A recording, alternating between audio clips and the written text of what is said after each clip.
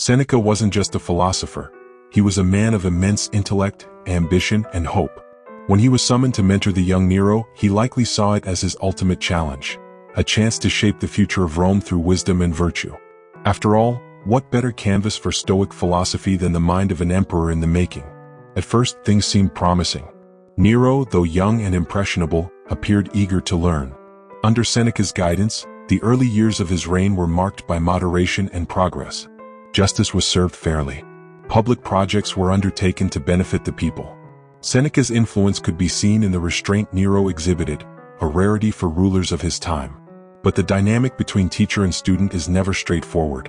While Seneca poured his energy into cultivating Nero's mind, he was also navigating the dangerous waters of Roman politics. Nero wasn't just a student, he was an emperor with ultimate power over life and death. The very act of teaching him was a gamble, one that required constant calculation and vigilance. And here's where things start to unravel. As Nero grew older, his appetite for power became insatiable. He began to chafe under Seneca's guidance, viewing the philosopher's wisdom not as a gift but as a chain. For someone like Nero, who saw himself as a god among men, Stoic ideals like humility and self-restraint were suffocating. Have you ever tried to guide someone who didn't want to be guided? It's exhausting, isn't it? Like pushing against a tide that only grows stronger with each passing day. Seneca must have felt this tension. He must have seen the cracks forming in Nero's character. But he stayed. What? Perhaps he believed he could still save Nero, that his influence could outweigh the emperor's darker impulses. Or perhaps he stayed out of necessity, knowing that walking away from Nero's court could mean his death. Either way, Seneca found himself trapped in a role that demanded more than even he, with all his Stoic training, could bear. And yet, Seneca's belief in Nero's potential didn't waver, at least not outwardly. He continued to counsel him, to steer him toward what was right, even as Nero began to resist. It's a dynamic as old as time, the mentor who refuses to give up on their student, and the student who resents the mentor for trying. But here's a question to sit with. At what point does hope become delusion? At what point does loyalty become self-betrayal? Seneca's greatest strength, his unyielding belief in the power of reason and virtue, may have also been his greatest weakness. He thought he could mold Nero into a wise and just ruler, but he underestimated the intoxicating nature of absolute power. And in doing so, he underestimated the danger he was in. This part of the story isn't just about Seneca and Nero. It's about all of us. How often do we cling to the belief that we can change someone, even when the signs point to the contrary? How often do we ignore the warning bells, convincing ourselves that our efforts will make a difference? Seneca's mentorship of Nero is a cautionary tale, a reminder that even the most brilliant minds can be blinded by hope. And as we'll see, the cost of that blindness can be devastating. Betrayal is never sudden. It's a slow, insidious process, like a storm brewing on the horizon, visible, yet impossible to fully predict until it's upon you. For Seneca, the seeds of his betrayal were sown long before the act itself. At first, it was subtle. Nero began to question Seneca's advice, pushing back against the Stoic ideals of restraint and humility that had once guided him. The emperor, once an eager student, now sought the thrill of indulgence and power. Seneca's philosophy, with its emphasis on temperance and reason, became an unwelcome reminder of the limits Nero refused to acknowledge. And so, cracks began to form in their relationship. Have you ever noticed how betrayal often starts not with actions but with attitudes? A shift in tone, a coldness that wasn't there before. For Seneca, the change must have been agonizingly clear. Nero, his protege, was drifting further into the abyss of tyranny. But the betrayal wasn't just personal, it was political. Rome was a city of whispers, where alliances were fragile, and power was maintained through fear as much as loyalty. Nero's court was no different, a labyrinth of intrigue and manipulation, where every gesture was loaded with meaning and every conversation had consequences. Seneca, despite his philosophical detachment, was deeply entrenched in this world. As Nero's former tutor and advisor, he was both a symbol of stability and a potential threat. His wealth and influence made him a target for envy, while his moral authority cast an unflattering shadow over Nero's increasingly erratic behavior. And Nero, like all tyrants, was deeply insecure. The same man who had once looked to Seneca for guidance now saw him as a rival. It's a classic dynamic, isn't it? The student surpasses the teacher not in wisdom but in power, and suddenly the teacher becomes expendable. But let's pause for a moment. Imagine being in Seneca's position. You've devoted your life to guiding this person, believing in their potential, only to watch them transform into something monstrous. What would you do? Would you confront them? Try to reason with them? Or would you, like Seneca, retreat into silence, hoping that your withdrawal might appease their growing hostility? Seneca chose the latter. He withdrew from public life, retreating to his villa to focus on his writings and philosophical studies. On the surface, it seemed like a wise move, a chance to escape the chaos of Nero's court. But in reality, it was an act of self-preservation. Seneca knew that staying too close to Nero meant risking his life. And yet, even in his withdrawal, Seneca couldn't escape Nero's shadow. The emperor, paranoid and power-hungry, began to view Seneca's silence as defiance. In the twisted logic of tyranny, neutrality is never neutral, it's a threat. Here's the tragic irony. The very qualities that made Seneca a great philosopher, his integrity, his wisdom, his moral clarity, were the same qualities that made him dangerous in Nero's eyes. For a ruler who demanded absolute loyalty, Seneca's quiet independence was intolerable. And so, the seeds of betrayal began to sprout. Nero, once a student who had hung on Seneca's every word, now plotted against him. The bond between them, forged through years of mentorship, was shattered. But let's not reduce this to a simple story of villain and victim. Betrayal is never that clean. It's a dance between two people, shaped by their choices, their flaws, and their circumstances. Seneca, for all his wisdom, was not without fault. His proximity to power had compromised him, forcing him to navigate moral gray areas that were at odds with his Stoic ideals. And Nero? He wasn't born a tyrant. He became one, shaped by the intoxicating nature of absolute power and the pressures of an empire that demanded both strength and spectacle. The betrayal wasn't just about Seneca and Nero. It was about the fragile nature of trust, the corrosive effects of power, and the painful truth that even the strongest bonds can break under the weight of ambition and fear. As the storm of betrayal gathered, Seneca must have seen it coming. But knowing a storm is coming doesn't mean you can escape it.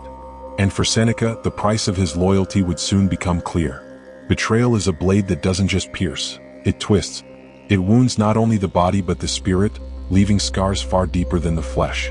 For Seneca, that moment came with a command so chilling, so definitive, it could only be described as the culmination of everything he had feared.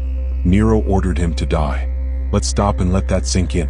The man Seneca had mentored, molded, and defended, his student, his emperor, sentenced him to death. Can you imagine the depth of that pain? It's not just the loss of life that looms, it's the loss of meaning. To be undone by the very person you gave everything to, it's almost unbearable to comprehend. But this is where Seneca's story takes a turn, one that's both tragic and profound. He didn't fight the order. He didn't plead or rage. Instead, he accepted it with a kind of grim grace that can only come from years of philosophical practice. The Stoic who had spent his life contemplating death now faced it head-on. Think about that for a moment. What would you do in Seneca's position? Scream? Resist? Beg for mercy? And yet, Seneca did none of those things. He knew that the real tragedy wasn't in his death, it was in Nero's descent into tyranny. His student's betrayal was not just a personal failure, it was a failure of the principles he had tried to teach. When the soldiers arrived to deliver Nero's decree, Seneca calmly received them. He was no stranger to the politics of power, and he understood what this moment symbolized. His death wasn't just an act of cruelty, it was a statement. Nero was erasing the last vestiges of moral restraint, silencing the one voice that could still remind him of what he had lost. Seneca's final hours are legendary, not just for what happened, but for how he handled them. He gathered his family and friends, offering words of comfort rather than seeking it for himself. He reassured them, even joked at times, reminding them that death is a natural part of life. Can you imagine the strength it takes to console others as your own life is slipping away? And yet, even in his calm, there was pain. Seneca's first attempt to take his own life, opening his veins, was agonizingly slow. His body, weakened by age and illness, resisted. It's a brutal irony, isn't it? A man who had spent his life mastering his mind was now betrayed by his body, the one thing he couldn't control. But Seneca didn't give up. He tried poison next, a desperate, almost tragic attempt to take control of his own fate. When that failed, he turned to a hot bath, hoping the steam would quicken his end.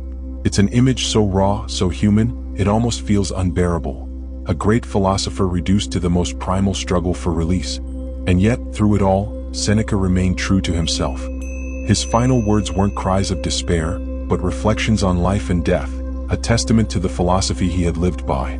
He didn't see himself as a victim, even in his betrayal. Instead, he saw himself as a man completing his role in a greater cosmic play.